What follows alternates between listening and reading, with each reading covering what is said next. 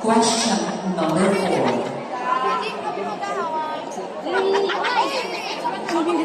Your question is, if you were a judge, what question would you ask? The question is, bakit gusto mo sa pagsagot na ito, makikita mo ang pinaka-perfect sa tao para manalo. And